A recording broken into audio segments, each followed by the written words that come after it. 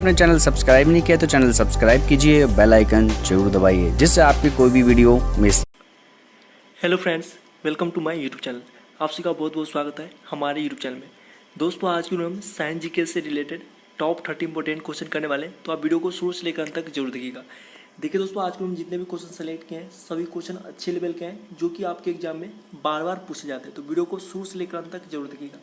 देखिए दोस्तों, आज का हमारा पहला क्वेश्चन है, निम्न में से कौन ऑक्सीकरण नहीं है। तो देखिए, अगर ऑक्सीकरण की बात करें तो सही आंसर है ऑप्शन नंबर ए, अपक्षेपण। देखिए दोस्तों, अपक्षेपण जो होता है यह ऑक्सीकरण के अंतर्गत नहीं आता है। इसके बाद बात करें भोजन का पचना, श्वसन, दहन, ये तीनों ऑक्सीकरण के अंतर्गत आते हैं। चलिए अगला क्वेश्चन करते हैं। अगला क्वेश्चन हमारा है, नमक के घोल में सिल्वर नाइट्रेट का घोल डालने पर दही जैसे पदार्थ उत्पन्न होता है, यह कौन सी अभिक्रिया है। देखिए सही आंसर है ऑप्शन नंबर बी, उदासीनीकरण अभिक्रिया ये होता है, जो कि नमक घोल में दोस्तों सिल्वर नाइट्रेट का घोल डालने पर दही जैसे पदार्थ उत्पन्न होता है, यह उदासीनीकरण अभिक्रिया होता है। चलिए अगला क्वेश्चन करते हैं। अगला क्वेश्चन हमारा है, संचारण। देखिए दोस्तों, संचारण किस प्रकार की अभिक्रिया है। देखिए, संचारण की बात करें तो सही आंसर है ऑप्शन नंबर सी, उपचयन अभिक्रिया। जो को बता दें, संचारण जो होता है यह उपचयन अभिक्रिया होता है। अगला क्वेश्चन करते हैं। अगला क्वेश्चन हमारा है, किसी रासायनिक अभिक्रिया में ऑक्सीजन के अनुपात का बढ़ना क्या कहलाता है। सही आंसर है ऑप्शन नंबर बी, उपचयन अभिक्रिया कहलाता है। जो को बता दें, किसी भी रासायनिक अभिक्रिया में जो ऑक्सीजन के अनुपात का बढ़ना होता है यह उपचयन अभिक्रिया कहलाता है। अगला क्वेश्चन करते हैं। अगला क्वेश्चन हमारा है, निम्न में से कौन सी अभिक्रियाओं के युग्म हमेशा साथ साथ होते हैं। देखिए, अगर हम युग्म की बात करें अभिक्रिया की तो सही आंसर है ऑप्शन नंबर सी, उदासीनीकरण और विस्थापन। देखिए, ये दोनों जो अभिक्रिया होती है इसका युग्म जो होता है हमेशा साथ साथ होता है। अगला क्वेश्चन करते हैं। अगला क्वेश्चन हमारा है, सोडियम हाइड्रोक्साइड और हाइड्रोक्लोरिक अम्ल की अभिक्रिया से सोडियम क्लोराइड और जल बनाते हैं, यह कौन सी अभिक्रिया है। देखिए सही आंसर है ऑप्शन नंबर ए, उदासीनीकरण अभिक्रिया होता है। अगला क्वेश्चन करते हैं। अगला क्वेश्चन हमारा है, किसी अभिक्रिया में भाग लेने वाले पदार्थ क्या कहलाते हैं। सही आंसर है ऑप्शन नंबर सी, अभिकारक। जहाँ आपको बता दें कि किसी भी अभिक्रिया में जो भाग लेने वाले पदार्थ होते हैं यह अभिकारक कहलाते हैं। अगला क्वेश्चन करते हैं। अगला क्वेश्चन हमारा है, शोषण किस प्रकार की अभिक्रिया है। देखिए दोस्तों, शोषण की बात करें तो सही आंसर है ऑप्शन नंबर ए, ऊष्माक्षेपी अभिक्रिया होता है। देखिए, शोषण की बात करें जो सांस लेने की प्रक्रिया होती है वह किस प्रकार की अभिक्रिया होती है, तो ऊष्माक्षेपी अभिक्रिया होती है। अगला क्वेश्चन करते हैं। अगला क्वेश्चन हमारा है, प्रबल अम्ल और दुर्बल क्षारक से बने लवण का पीएच मान क्या है। देखिए दोस्तों, अगर हम पीएच मान की बात करें तो सही आंसर है ऑप्शन नंबर बी, 7 से कम होता है। आपको हमेशा याद रखना दोस्तों, प्रबल अम्ल तथा दुर्बल अम्ल क्षारक से बने लवण का जो पीएच मान होता है वह 7 से हमेशा कम होता है। अगला क्वेश्चन करते हैं। देखिए, अगला क्वेश्चन हमारा है, क्षारक को जल में घोलने पर क्या मुक्त होते हैं।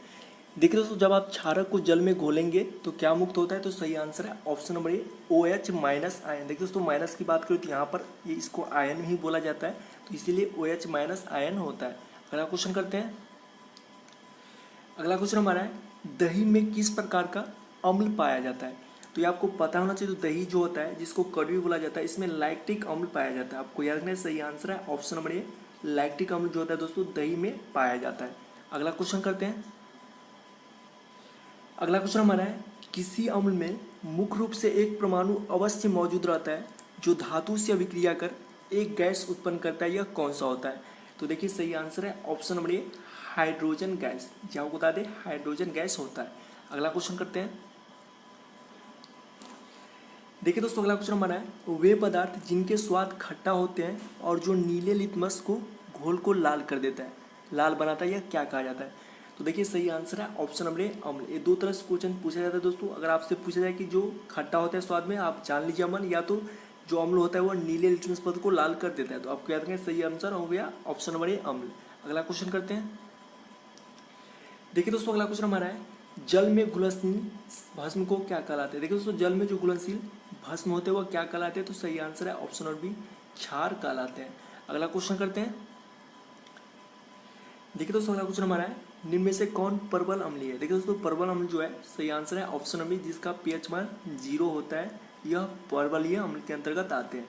तो आपको याद रखना है, सही आंसर है ऑप्शन नंबर सी, अगला क्वेश्चन करते हैं।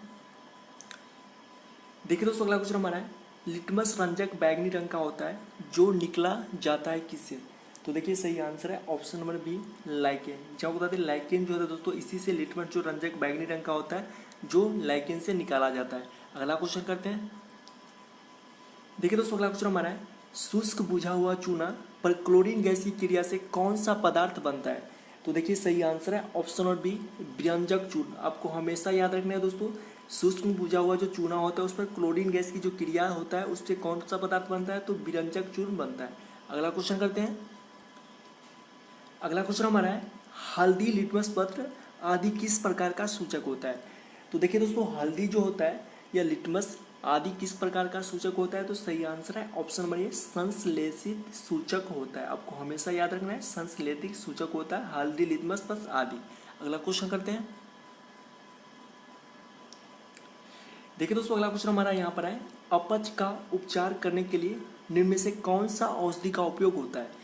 देखिए अपच का मतलब जैसे हो गया उल्टी सब जो होता है दोस्तों, इसी का बोला जाता है। अपच का उपचार करने के लिए निम्न में से कौन सा औषधि का उपयोग किया जाता है? तो देखिए सही आंसर है ऑप्शन नंबर ए, एंटासिड। जहाँ बता दें एंटासिड जो टैबलेट होता है दोस्तों, इसी का अपच का उपचार करने के लिए उपयोग किया जाता है। अगला क्वेश्चन करते हैं। देखिए दोस्तों अगला क्वेश्चन हमारा है, निम्न में से कौन ऑक्सीकरण नहीं है? देखिए दोस्तों अगर ऑक्सीकरण की बात करें, जैसे कि पहले भी आपको बता दिए, सही आंसर है ऑप्शन नंबर बी, अपक्षेपण। देखिए दोस्तों अपक्षेपण जो होता है यह ऑक्सीकरण के अंतर्गत नहीं आते हैं। देखिए दोस्तों ऑक्सीकरण ये होता है जिसमें ऑक्सीजन का अवकरण होता है। देखिए दहन हो गया, भोजन का पचना हो गया, शोषण हो गया, ये तीनों ऑक्सीजन यानी ऑक्सीकरण के अंतर्गत आते हैं, लेकिन अपक्षेपण जो होता है यह नहीं आते हैं।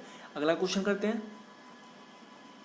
अगला क्वेश्चन हमारा है, प्राकृतिक गैस का दहन किस प्रकार का रासायनिक अभिक्रिया होता है? देखिए दोस्तों अगर प्राकृतिक गैस का दहन की बात करें तो सही आंसर है ऑप्शन नंबर ए, संयोजन अभिक्रिया। जो बता दें प्राकृतिक गैस का जो दहन होता है यह संयोजन रासायनिक अभिक्रिया के अंतर्गत आते हैं। चलिए अगला क्वेश्चन करते हैं। अगला क्वेश्चन हमारा है, कॉपर चूर्ण को वायु में गर्म करने पर उसके सतह पर कॉपर ऑक्साइड की एक परत जम जाती है, इस परत का रंग कैसा होता है? तो जैसे कि दोस्तों आपको पता होना चाहिए, सही आंसर है ऑप्शन नंबर ए, काली। जब बता दें कॉपर का जो चूर्ण होता है दोस्तों, ये क्वेश्चन बार बार पूछ जाते हैं तो आपको याद रखना है काली होता है। जब आप गर्म करने पर उसके सतह पर अगर कॉपर ऑक्साइड की एक परत जम जाती है तो इस परत का रंग काली प्रतीत होता है। अगला क्वेश्चन करते हैं। देखिए दोस्तों अगला क्वेश्चन हमारा है, साग सब्जियों का विघटित होकर कंपोस्ट बनना किस अभिक्रिया का उदाहरण है? तो देखिए सही आंसर है ऑप्शन नंबर बी, उष्माक्षेपी। जहाँ को बता दें दोस्तों साग सब्जियों का जो विघटित होकर कंपोस्ट बनता है यह उष्माक्षेपी अभिक्रिया का उदाहरण होता है। अगला क्वेश्चन करते हैं। देखिए दोस्तों अगला क्वेश्चन हमारा है, सोडियम हाइड्रोक्साइड का पीएच मान लगभग कितना होता है? तो देखिए हम सोडियम हाइड्रोक्साइड की बात करें तो सही आंसर है ऑप्शन नंबर डी, 14। आपको हमेशा याद रखना दोस्तों सोडियम हाइड्रोक्साइड का पीएच मान कितना होता है? तो 14 होता है। अगला क्वेश्चन करते हैं। अगला क्वेश्चन हमारा है, किसी उदासीन विलयन का पीएच मान क्या होता है? तो देखिए दोस्तों किसी उदासीन विलयन का पीएच मान की बात करें तो सही आंसर है ऑप्शन नंबर ए, 7। आपको हमेशा याद रखना दोस्तों उदासीन विलयन जो होता है उसका पीएच मान 7 होता है। अगला क्वेश्चन करते हैं। देखिए दोस्तों अगला क्वेश्चन हमारा है, दांत का मसूड़ा किस पदार्थ का बना है जो काफ़ी कठोर है? तो देखिए दोस्तों दांत का जो मसूर होता है किस पदार्थ का बना होता है जो काफ़ी कठोर होता है? तो सही आंसर है option number B, calcium phosphate. आपको हमेशा याद रखना दोस्तों कैल्शियम जो होता है हड्डी को मजबूत करने में सबसे ज़्यादा सहायता प्रदान करता है। और कैल्शियम की बात करें तो ये दूध में सबसे ज़्यादा कैल्शियम पाया जाता है। अगर दोस्तों आपको घुटना समय दर्द होता है तो अगर आप दूध रोज सेवन करते हैं तो आपका हड्डी का जो कमजोर है प्रॉब्लम खत्म हो जाएगा। तो कैल्शियम फॉस्फेट का दोस्तों काफ़ी कठोर है जो कि पदार्थ का बना होता है। अगला क्वेश्चन करते हैं। देखिए दोस्तों अगला क्वेश्चन हमारा है, इमली में कौन सा अम्ल पाया जाता है? तो ये आपको पता होना चाहिए, इमली चाहे हो टमाटर हो, ये सब में दोस्तों टार्ट्रिक अम्ल पाया जाता है। आपको हमेशा याद दोस्तों इमली में कौन सा अम्ल पाया जाता है? तो टार्ट्रिक अम्ल पाया जाता है। अगला क्वेश्चन करते हैं। अगला क्वेश्चन हमारा है, उपचयन अभिक्रिया को क्या कहते हैं? तो देखिए दोस्तों उपचयन अभिक्रिया जो होता है, उपचयन इसको क्या कहा जाता है? तो सही आंसर है ऑप्शन नंबर बी, रेडॉक्स अभिक्रिया कहा जाता है। आपको हमेशा याद रखना है उपचयन अभिक्रिया को क्या कहा जाता है? रेडॉक्स अभिक्रिया कहा जाता है। अगला क्वेश्चन करते हैं। देखिए दोस्तों अगला क्वेश्चन हमारा है, दानेदार जस्ता पर तनुर सल्फ्यूरिक अम्ल डालने पर कौन सा गैस उत्सर्जित होता है? तो देखिए सही आंसर है दोस्तों option number A, hydrogen gas. आपको हमेशा याद रखना है दोस्तों दानेदार दस्ता पर तरबूज सल्फ्यूरिक अम्ल डालने पर कौन सा गैस उत्सर्जित होता है? हाइड्रोजन गैस उत्सर्जित होता है। अगला क्वेश्चन कर लेते हैं। देखिए दोस्तों, अगला क्वेश्चन हमारा है, सूर्य प्रकाश की उपस्थिति में पौधे कार्बन डाइऑक्साइड और जल से अपना भोजन ग्लूकोज तैयार करते हैं। यह कौन सी अभिक्रिया होती है? तो देखिए, अगर अभिक्रिया की बात करें तो जैसे कि आपको पता होना चाहिए, सही आंसर है ऑप्शन नंबर सी, प्रकाश रासायनिक अभिक्रिया। जो आपको बता दें, सूर्य प्रकाश की उपस्थिति में जो पौधे से कार्बन डाइऑक्साइड और जो संश्लेषण भोजन ग्लूकोज करते हैं दोस्तों, यह प्रकाश रासायनिक अभिक्रिया की उपस्थिति में होते हैं। तो दोस्तों, आप मुझे कमेंट करके जरूर बताएं वीडियो कैसा लगा। वीडियो अच्छा लगा तो वीडियो को लाइक जरूर कीजिए, और अभी तक आप मेरे यूट्यूब चैनल को सब्सक्राइब नहीं किए तो चैनल को सब्सक्राइब जरूर कर लीजिए।